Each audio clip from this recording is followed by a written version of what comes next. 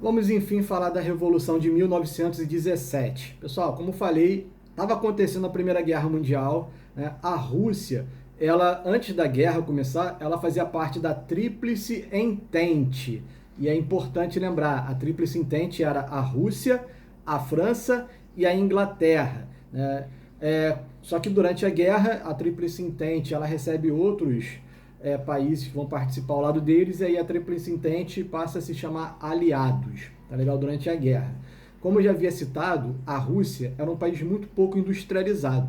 E no seu confronto contra a Alemanha, isso fazia a diferença contra a Rússia, porque como os alemães tinham um parque industrial muito mais poderoso, os alemães tinham armas muito superiores às armas que os russos possuíam. Então, mesmo a Rússia sendo um país muito maior que a Alemanha, tendo uma população muito maior, né, eles não tinham armamentos capazes de superar o armamento alemão. E isso fez com que o exército russo sofresse inúmeras derrotas durante as batalhas.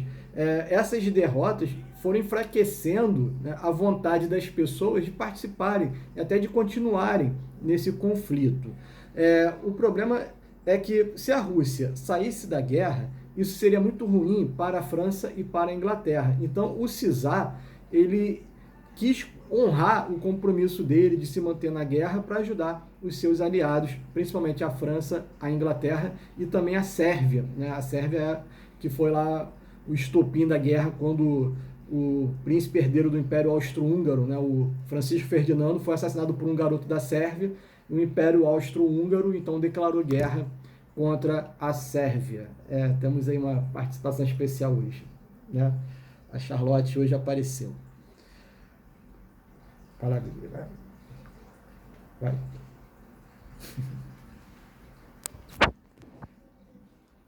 Bom, então tem aí a questão da Sérvia.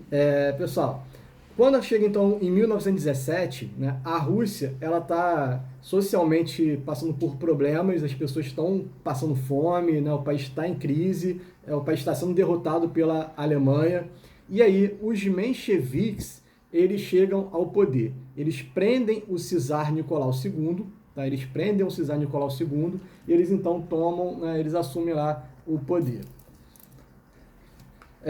Bom, quando isso acontece, quando os mencheviques chegam ao poder, aqui a gatinha está brincando aqui atrás.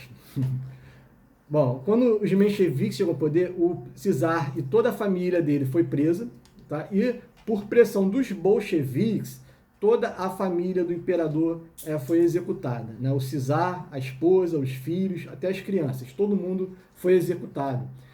E então acontece a Revolução. Nesse momento, os mencheviques, liderados por um cara chamado Kerensky, eles vão tentar implantar aquele modelo mais moderado, né, algo mais parecido com algum governo europeu, né, buscando ali uma democracia liberal, né, um estilo de democracia liberal. Porém, os mencheviques se mantêm na guerra, né?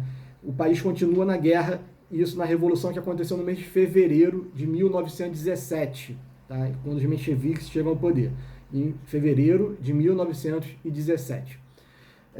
E a situação, né, do país continuar na guerra manteve todo aquele caos social que estava acontecendo na Rússia. Quando então, em outubro desse mesmo ano, em outubro de 1917, os bolcheviques tomam o poder, né, eles tiram os mencheviques, e os bolcheviques, liderados por Lenin, Vladimir Lenin, eles então assumem o poder na Rússia, né, a segunda revolução no mesmo ano, e ali eles então retiram o país da guerra. Eles fazem um acordo com a Alemanha, eles assinam um acordo, um tratado de paz com a Alemanha, eles então param as agressões, em troca a Rússia abre mão de parte do seu território, então os russos perdem uma parte do território deles, e os alemães se dão satisfeitos porque agora eles puderam tirar as tropas que estavam lutando contra os russos no fronte oriental e mandar aqueles soldados para o fronte ocidental contra franceses e ingleses. E a Alemanha só não venceu a Primeira Guerra